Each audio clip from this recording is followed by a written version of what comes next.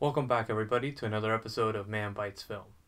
This week, we're going to explore the supernatural and the occult in the amazing film that is streaming on Netflix called Veronica.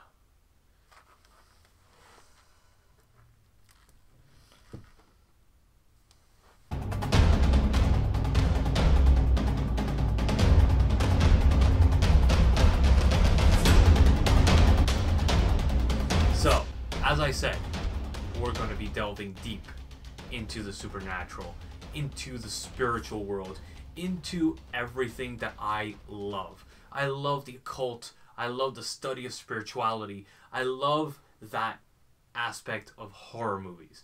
And this film follows that so perfectly. It breaks the mold. It just completely tears apart everything that I hated about spiritual films ever. This is quickly becoming one of my favorite films of 2018. And if it's not on my top 10, it's going to be darn close to it. Because this just completely breaks everything that I've ever thought of horror movies. Veronica delves deep into the events of that happened in Madrid in 1991, and these for the first time were actually documented events by police of supernatural events that occurred at the scene of the crime. And it goes so deep into that because it uses that as the backdrop, and then it goes into these kids' lives, which is the main point of the film. The film is named Veronica because after the main character, and it follows Veronica going in during a solar eclipse, and while the rest of her class and everything, the school, go upstairs to observe this solar eclipse. Her and her friend go down with a Ouija board into the basement and try to summon forth the spirit of her father to communicate. And just basically she's trying to get past the death of her father. And this is her way of doing so. And by doing that, she opens the gateway to, we don't know what, to the spiritual realm. But something not good goes through, and it starts haunting her. From that moment on, she is haunted by the spirit that manifests itself in such ways that this film is so effective in establishing the suspense, the thriller aspect of horror that I really, really love. And there's scenes that just make your skin crawl, and you're literally like white knuckling your chair because it's that good. It builds so well. The pacing of this film is impeccable. It just, the way that it delves into this world, it feels like you're becoming part of Veronica's life and her two sisters, Lucia and Irene, and Antonio, her younger brother, that is really haunted by the spirit.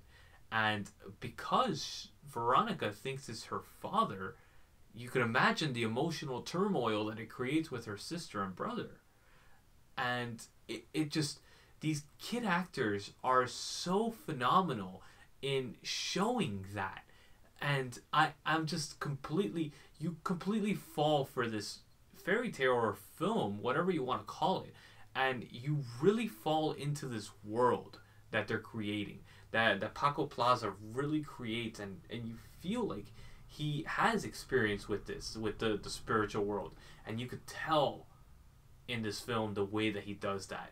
I was completely blown away by it. I give it a 10 out of 10, and for me to give a 10 out of 10, a lot of people know that have been following this show, I don't give that easily. So it really, if you like spiritual films, if you like horror films, you gotta check this out. Now, disclaimer, it's being claimed as the most horrifying film ever made. No, it's not the most horrifying film ever made. It is a great suspense thriller.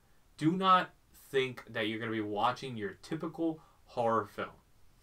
Don't think that you're going to go in there and get jump scare after jump scare after jump scare. This is an emotional roller coaster that delves deep into the psyche of basically spiritual phenomena. And it does such a good job of doing it in a realistic approach. And these children actors, they build that suspense little by little by little, and in a realistic way that you're like, wow, that could be my brother, that could be my sister, that could be my cousin, that could be my nephews.